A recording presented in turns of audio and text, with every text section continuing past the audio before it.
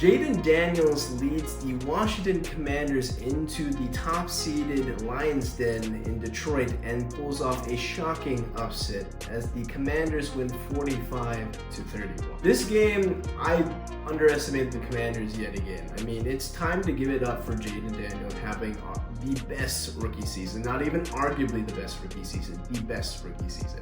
Jayden Daniels is just so calm, cool, collected, poised, whatever have you. The compliments just continue to flow for many NFL analysis in the sport. He always has a smile on his face. I mean, last week he got cut up on the face and is still smiling with a band-aid on his face. This week, maybe some players are jawing at him on the opposite sideline against Detroit, and he's still having a year-to-year smile on his face. It's such a charming guy. And he's just a charming, fun-loving dude. The way he's just so slippery in the pocket reminds me of how Lamar looks early on in his career, and the two comparisons will stay for many years. I mean, if you think about how this team is built, it's very similar to how the Ravens are built. Despite the Detroit Lions coming out strong, I mean, they had some pretty good offensive looks, brought in some trickery with Jameson Williams on an end around, but the turnovers. Sloppy Detroit turnovers reared its ugly head as Jared Goff was terrible, honestly.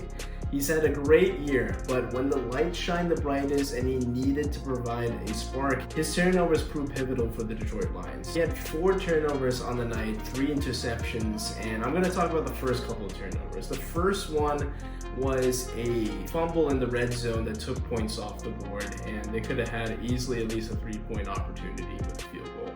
The pick 6, he's just getting greedy at this point. I mean, if you think about it's coming off the heels of a great touchdown drive by Jayden Daniels and Terry McLaurin. They just combined on a score, but he gets a little bit aggressive. He has Sam Laporta sitting right there on a hitch route, taking a modest 7-yard gain, and he tries to get a little bit too aggressive, tries to squeeze the ball in there, overshoots it, and is returned for a pick 6.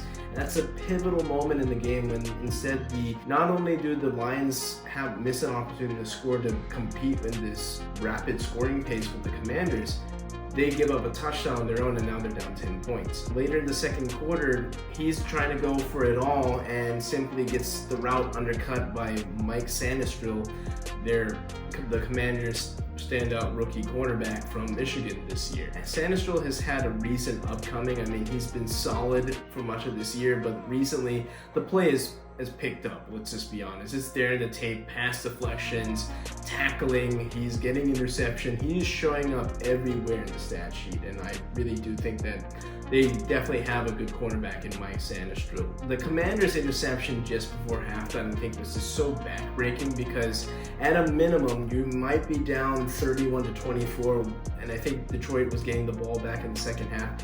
You could tie it up. You could go for 2-for-1 situation, but going down into half, not just by 10 points, but it being a 2-possession ball game just feels pretty deflating if you're a Detroit Lions fan. And the momentum for the Commanders continued to build when they just got really gutsy, when it was a lot of 4th and short opportunities, 4th and 2, 4th and 3, and Dan Quinn laid it all out on the line. He was gutsy, he was aggressive, wasn't fearful of Detroit, and really matched Dan Campbell's energy in terms of being uber aggressive.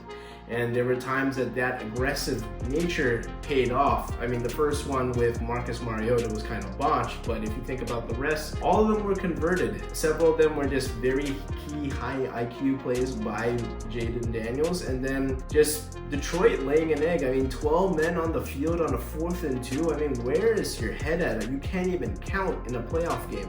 And immediately Brian Robinson cashes in for a touchdown to go up 17 points. That is the backbreaker at that point for the Detroit Lions. Think about how Detroit, they just got too cute. The Jameson Williams interception, I mean, it's a nice gadget play. It has a lot of potential, but if there's nothing there, just chuck it out of bounds, man. You just have to live the fight for another down.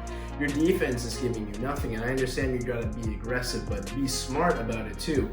And that was yet another turnover that resulted in Washington points. 3 of the 5 turnovers resulted in touchdowns for the Washington Commanders in this game. And yet again, I need to go back to Jayden Daniels. Him finding guys like Diami Brown and Zach Ertz and Terry McLaurin, I mean, on a consistent basis. Dyami Brown was a guy that was targeted by Amon-Ra St. Brown when he routinely recites the receivers picked over him in the 2021 draft. And it's kind of like a Draymond thing where he remembers all the names or draft picks that was selected above him. And that's great. I like the fuel to the fire.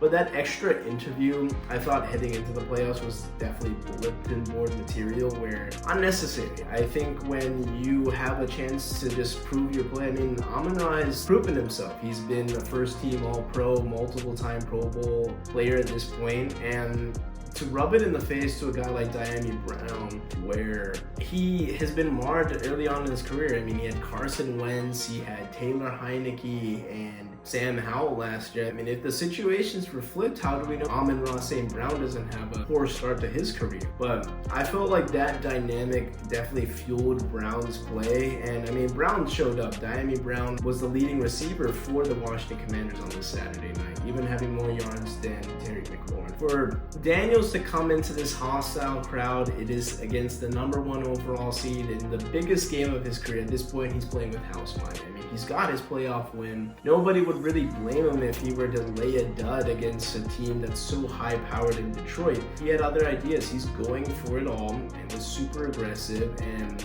just credit to Jayden Daniels. Phenomenal game. I have to say I feel awful for Detroit fans and just the Detroit team. I mean, this year they seem destined to not only just make their first Super Bowl in franchise history, but to win it. This has been 2 years in the making pretty much. Last year they proved it that they can contend with teams like the Kansas City Chiefs.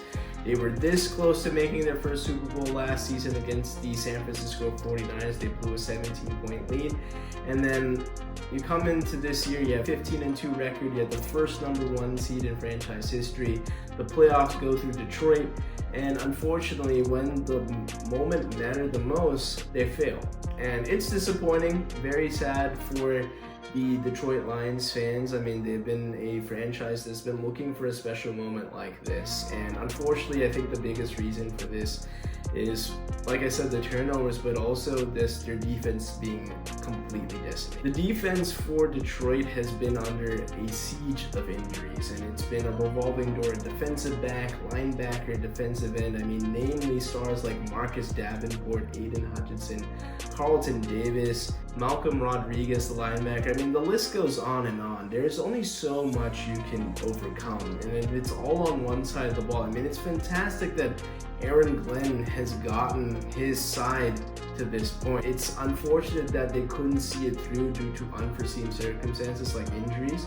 I do expect it to be back very much this year, but the other dynamic is going to be Ben Johnson leaving the Detroit Lions for greener pastures in the Chicago Bears, which we'll talk about later in this podcast. But very sad for Detroit. I mean, this was a year that many people thought that this was their year, but unfortunately, injuries and a budding superstar quarterback had other things to say about this.